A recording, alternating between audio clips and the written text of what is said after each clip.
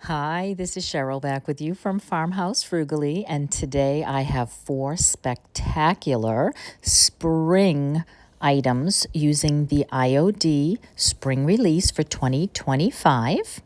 There are 17 new products just for spring, and oh my goodness, they are gorgeous. I am so in need of spring right now. So I am going to start with this little sign that I got on the good table at my dump. Somebody had used their Cricut machine and added a little Christmas saying. I peeled those off and went ahead and just sanded that back to give me a good surface to work with. And then once I had that, I mixed up just with some white chalk paint and a little bit of a reddish burgundy color, just getting myself a pale pink for the background of this picture. I am using a chippy brush and giving this kind of more of a dry brush feel. I did want some of the wood to still be visible on this piece. And then once I have the pink in the background, then I am going to take a custom color that I have. Now, I mixed this to be kind of a cross between sage and mint, and I am going to coat the board kind of again with a light hand to cover most of the pink and have some of that peek through. I probably could have had a little more pink showing through. I do end up sanding a little back later. The first product I'm going to use today is this beautiful stamp called Shade and Song. And I am lightly sanding it one way and then the other way. The first time you use it, you need to sand it. It helps to have the ink adhere, and I am just going to cut that. I know some people like to keep it or peel them off individually and use them. I prefer to cut them, and that way I always have them on the hardback plastic to use. Now, I grabbed the wrong black ink here, thinking this was a more permanent ink than it was, and it does end up smearing. So you want to make sure that you have a good permanent stays on ink or IOD ink when you use these stamps so that they don't smear, especially if you plan to do any kind of a wax or finish coat on the top. Place that down, always hold it firmly with one hand, and then you just kind of want to tickle over it. I probably pressed a little firmer than I needed to here. You can just sort of run your fingertips over it and then pull that back. And then I wanted to add a couple of different stamps to this, and then I wanted to take some of the smaller items that are in this pack. There's a few little branches, a few little blossoms by themselves, and I wanted to add those here and there to extend this. And a good way to do that is to use the mask that is provided and to cover over the part that you don't want to restamp. That way, when you add it, it will look the way that you want it to, coming right off the area that you want it to come off of. And then once I had the background stamped, I did want to go ahead and add just 2 of the beautiful birds that come with this. They are so beautiful, and you could also use, if you have the other IOD bird stamps. Oh, I do, and I thought afterwards I probably could have pulled those out and added a couple of different, maybe some birds in flight, but create your own, do it whatever it is that you love. And then I took out the finger sander and I did just kind of highlight some of the edges and bring back a little bit more of the pink and just kind of give that a distressing feel, because that's my style. Obviously, you can skip this step if you do not like that vintage and distressed look. Then once I finished that, I had in my mind that I wanted to have the little blossoms, the cherry blossoms, more pink. The only pink ink that I had was really old and really did not work well for this. So I end up pulling out a fuchsia or I guess magenta colored paint marker, and I used that to highlight primarily the tips of the cherry blossoms, and then I take a pale pink and go in and color with that some of the blossoms. I really should have picked up a pale pink pen for this, and this really would have been spectacular. So this is just to give you an idea, and I may very well pick up some IOD ink and a pink marker and recreate something like this, because I absolutely love the way that it came out, but I want to make sure there's no smearing, and I want to pop a little bit more of these blossoms in pink. I could use paint, but it's not translucent, and then you lose the stamp, so after you paint them, you have to go back and stamp over them again with the black ink. And, you know, that's doable, but a little hard to line up, especially with so much detail. Now, I did want to add a little bit more color to this. There's a lot of green space here and a lot of black. And so other than the paint markers, I pulled out a beautiful blue ink that I had in my stash, and I went over the birds with that gorgeous color to make them pop. And this, again, something you can leave out if you just like that black tone, but I think that that pop of color really looks beautiful here. The next item that I'm going to use is the IOD mold for the 2025 spring release called Blossom. And it is so detailed and beautiful. It has the micro rim, and it is going to be perfect complement to this stamp, of course. And I do, because it is so detailed, need to use the cornstarch, which will make that easier to release. Now, I have Model Magic clay in my stash because I have a video coming up to show you how to make some birds and bunnies and certain little sweet little things out of Model Magic, and it works great for that. Not so much for this. It is a little bit harder to get it in and to get it into the shape that you want than an air dry clay. So I highly recommend an air dry clay if you're going to use the molds.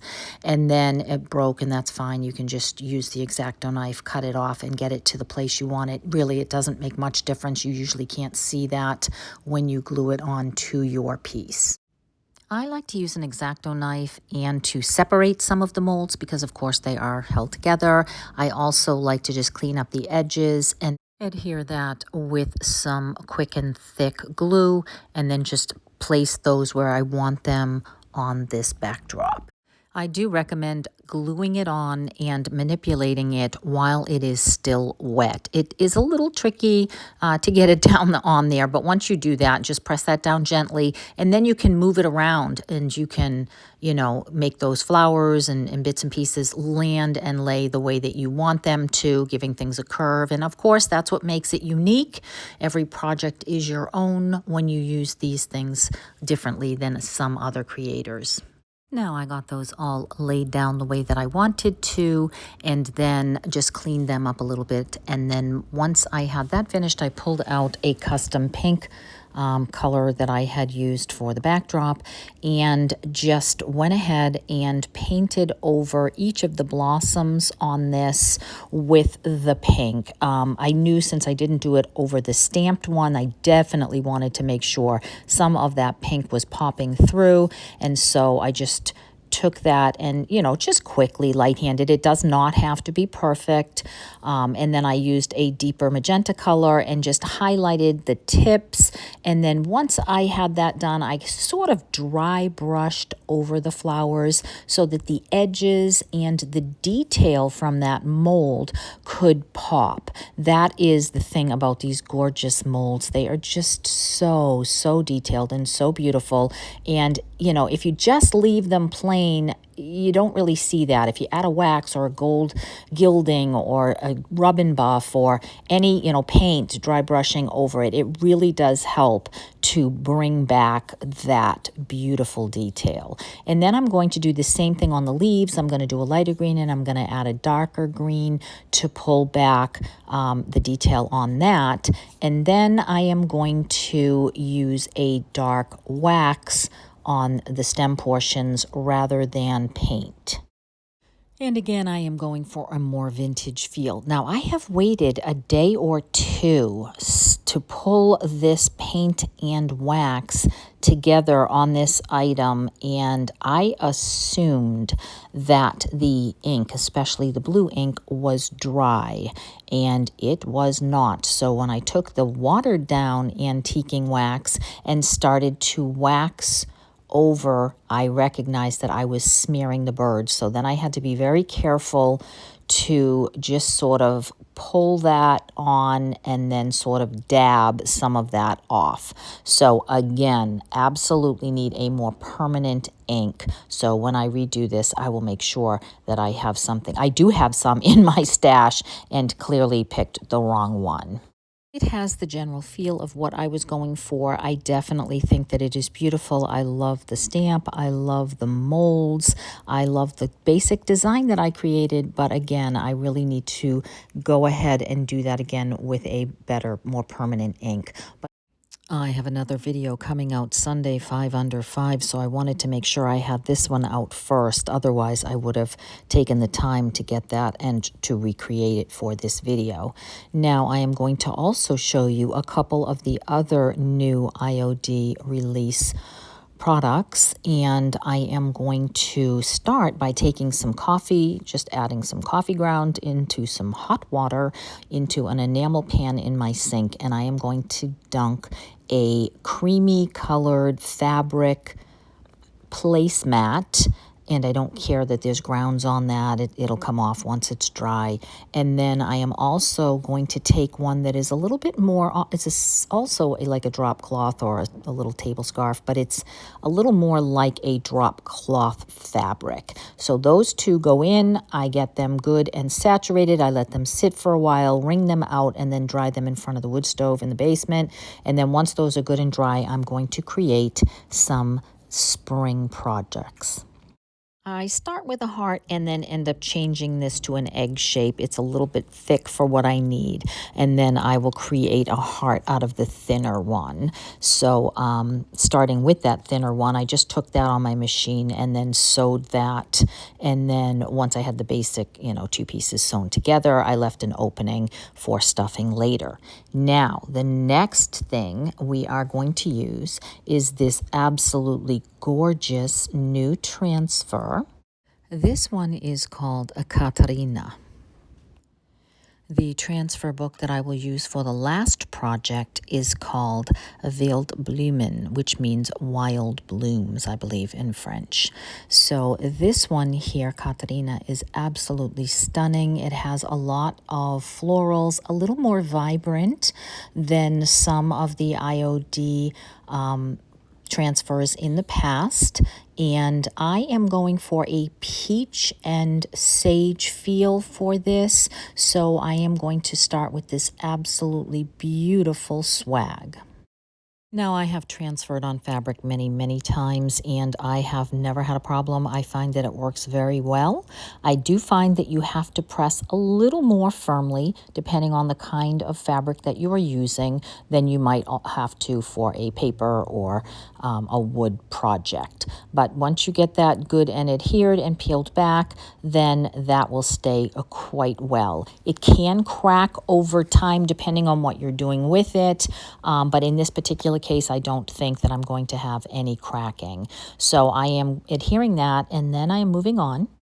I want to decorate the other side of this, and I want to add a beautiful green velvet ribbon, and then I want to add a few other pieces of antique lace and some other messy bow kind of feel items that I have in my stash to this other side. And then, of course, my husband, being the clock man, almost always has some beautiful keys hanging around, and so he gave me this lovely gold key, so I added that onto that as well, and I just glued that all on there and then took some fiber fill, stuffed that up, and you can either sew or glue that back together again. Now I'm using this just as a little detail, a bowl filler, a basket filler, or something, just because for me, I just love those little touches in my home. And I think this could have been lovely for Valentine's Day, of course, but I think that this is something that also would work very well year-round. And here it is in my living room. I have added a couple of other pieces that have that peach and green feel, and I just think this is so sweet, but I absolutely love it in a green Lagerberger basket. I had painted over, and by the way, I am going to be in a Lagerberger challenge in a couple of weeks, so stay tuned for that. I have a really great basket to recreate, and I put it in that basket over on the other side of the living room. It's a little bit bright with the sun coming in, but I am going to keep it here because I love the way that this looks with these corally peach florals in that beautiful basket. Now, that takes me on to the other shape. Now, I cut that one to be like an egg, and I'm not going to recreate the whole thing for you. I'm just going to quickly tell you that I used the back of the IOD packet, which is cardboard, and don't waste anything. You know how it is when you're a crafter, you just keep everything. And I love to use those little bits and pieces sometimes as tags, and that one was small enough to actually fit in a pocket on this egg. So again, I stuffed it, I glued it together, and then I created another messy bow type of a feel, and then I took that IOD tag, I took some distress ink and made that nice and vintage. I also took the distress ink over the egg. That fabric didn't pick up as much as the coffee as I would have liked, to give that a more distressed look. I used that same fabric and created a little pocket with the frayed bits and pieces and glued that on with the messy bow on the other side, and then tucked that little card into the pocket. And I took a couple of florals from my stash, added that on, and glued a few things down so that it would lay the way that I wanted it to, and then trimmed off any of the excess. And here it is in an antique wooden box that I had put feet on the hutch of my dining room, in a little nest of shredded paper to go as next to the little bunnies and the chicks and the things that I have on that hutch for a pop of Easter and spring. And then I also have it here in my bathroom. This is the room that I've been working on, just also happens to have a couple of this colored tone and some florals in this color, so I thought it would be pretty there as well, just to give you some ideas. Now that takes me on to item number 4. This is one of those mail sorters, and I either picked it up on the free table at the dump, or I paid probably $1 for it at the Goodwill bins. I cannot remember. And it is already lovely. It is already distressed and vintage looking. It has a lot to offer as far as my style goes, but I did decide that I am going to make it a little more shabby chic and dress it up just a little bit. So I did want to dry brush some of the white chalk paint over this, giving this a little bit of a brighter background to start with. Now I am going to use the new 2025 spring release IOD mold called Vintage Brooches.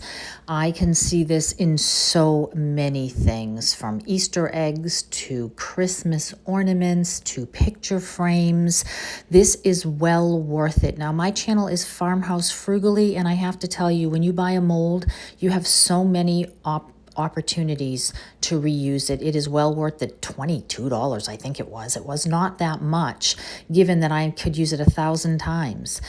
Especially if you have an opportunity to sell items. Now, the other thing I would tell you is a really awesome deal is the stamp. Again, you can use the stamps forever and ever and ever, but you can stamp on clay, you can stamp on fabric. It just has so many applications. So again, I am going to press that clay in. I am going to add the quick and thick glue, and I am going to put that mold right onto the front of that dried paint. Now, once I have that on, I am going to add the transfer Wilde Bloemen, or Wild Blooms. Now this one has absolutely gorgeous. I think this one might be my favorite. It's a little more vibrant in color than I typically use, but I just love the wildflower feel. It has a lot of moths and butterflies, and look at that gorgeous foxglove. And I just, it has so many, 8 pages. You are going to be able to get 35 or 40 projects out of this. Again, a really good deal, especially if you do small things, or for the $25 or whatever it costs for the whole booklet, you could do an entire one huge piece, and that is still a really good deal. I have a local stockist. Otherwise, I personally would be an IOD stockist if I could, because I really do love their products, and maybe someday I will. So I chose 2 little pieces because I have such a small area to work with. And one is this beautiful little bluish colored floral. And then I went through the book to see if there was anything that had a green leafy feel for the base of this in that same color tone, and there was. And so again, nice thing about these, you can just cut a piece off. This piece that I'm cutting from is fabulous by itself, and certainly I will be able to use it, and you will never know that it is missing a piece of the greenery from the bottom. So I pulled those both off. I painted my clay mold with just some white chalk paint. I like to use paint over my molds. This particular kind of clay, the great thing about this clay is it never cracks, but there are many clays that will crack, especially the air dry clay. So I find if you paint them while they are still pliable, then definitely that reduces any cracking. But I did also want to have a white background to work with. And then I took that beautiful green color that I had used earlier and just touched up the outside frame area of this beautiful vintage brooch. I went around and hit the edges with a dry brush technique on that roping that is already on this to bring some of that blue-green color up into the rest of the mail sorter. And then I am very gently, I sprayed first with a polycoat so that it would be easier to adhere this transfer. And I am very gently, because my clay is not yet dry, it's a little marshmallowy, and I am just gently adding those transfers and burnishing those down. Those adhered perfectly. I highly recommend a clear coat if you want to transfer the same day. Otherwise, you should wait really 3, 4, 5 days before you transfer over paint, especially chalk paint. Now I am just taking a little bit of Mod Podge because I had it in front of me, and I am just going to go ahead and put that transfer on more permanently. And then also there was a tiny bit of cracking on the edge. So I'm filling that in, or just didn't look right. So I'm filling that in as well with the mold. And then I am going to dry brush with my antiquing wax over the whole thing to give that a vintage feel. Again, skip this step if you are not looking for vintage, but we are talking about vintage brooches, and this mail sorter, in my opinion, needs a little something. So I am just going to go ahead, cover that whole thing with a watered down wax and pull that back with a little rag or a paper towel. I do wax over the brooch as well, but since I had added the Mod Podge, it is not really going to pick up much of that. It will wipe back pretty much, but it stays in the frame, which is what I was looking for. And then I pulled out a little gold rub and buff and a little foam applicator, kind of like a little makeup brush that came with that, and I am just adding that primarily to the frame, and then I will just take a little napkin and buff that out. And then I am going to again hit the highlights on the roping edge and the corners of the mail sorter. I am going to display this in my new office. If you didn't see that makeover, you will not want to miss it. I am hoping that you have already subscribed. I have so many amazing videos coming your way. There's at least one a week, if not more, over the next few weeks, including my bathroom remodel. I know I've been promising that for a while. We have just hit a little road bump, but we are almost there. So please make sure you leave me a comment and let me know what you think about today's IOD spring release and which was your favorite. I so appreciate your stopping by, and I will see you in the next one. Take care.